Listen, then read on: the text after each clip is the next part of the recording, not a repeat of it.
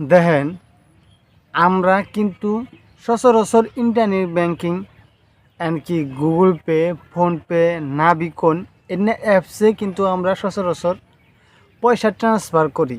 আর আমি জানি আমার মতো আপনারা এনে অ্যাপসের মধ্যে সচরাচর পয়সা ট্রান্সফার করেন কিউআর কোড এমনকি নাম্বারের মাধ্যমে আর কি। যেমন ফোন নাম্বার আপনি দিলেন বা স্ক্যানারে কেউ আপনার স্ক্যানার পাঠালো, ওই স্ক্যানারে আপনি দিলেন। এমন হিসাবে আমরা কিন্তু স্ক্যানারে পয়সা আদান প্রদান করি। আজকের এই ভিডিওতে আমি দেখামু আপনি ডাইরেক্ট একজনের ব্যাঙ্ক অ্যাকাউন্ট আপনার পাঠালো, ওই ব্যাঙ্ক অ্যাকাউন্টে আপনি ফোনপে থেকে ব্যাঙ্ক অ্যাকাউন্টে ডাইরেক্ট ট্রান্সফার করবেন। তো কিভাবে করবেন ডাইরেক্ট ব্যাঙ্ক অ্যাকাউন্টে ট্রান্সফার আজকের এই ভিডিওতে দেখামু। তো ভিডিওর শেষ তোমাকে দেখেন কোনো স্কিপ করা ছাড়া।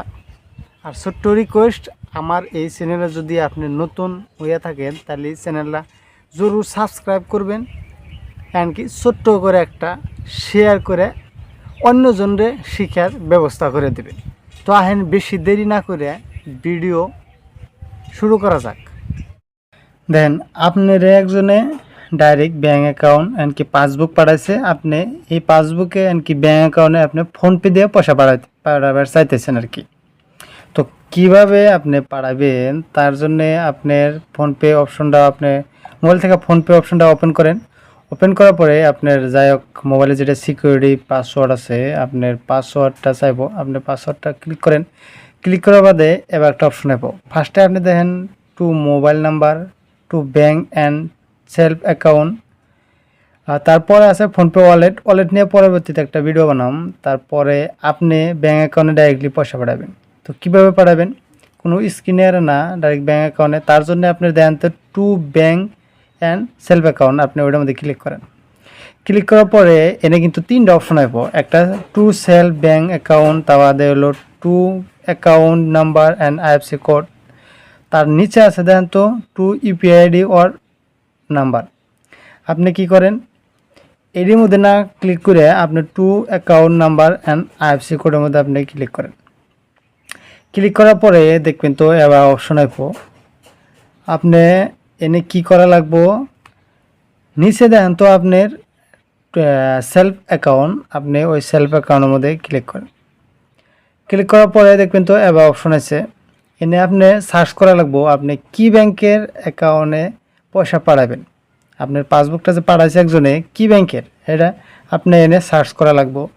তারপরে নিচ দিয়ে দেখেন তো State Bank, Punjab bank, Airtel payment bank, UCO bank, Indian post payment bank, AD bank আছে। তার মানে আপনি কি কি ব্যাংক পড়ব আগে সার্চ করছিলেন বা এডি লিস্টে থাকে, আপনি এর মধ্যে যদি আপনার ব্যাংক পড়ে তাহলে ওটার মধ্যে ক্লিক করেন।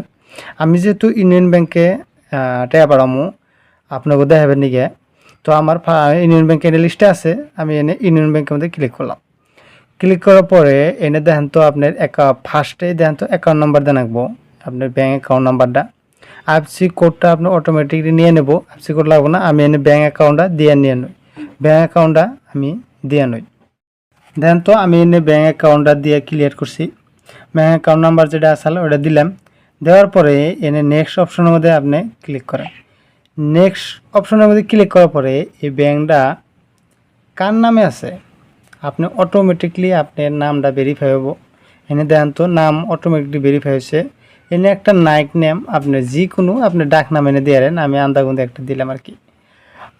এখন প্রসিড টু পে, এনে আপনি যদি প্রসিড টু পে এর মধ্যে মারি এবার অপশন হবে আপনি এনে একটি যদি আমি পার্সেন্ট করি, এনে আপনার ব্যাঙ্ক চেঞ্জ করা পারবেন।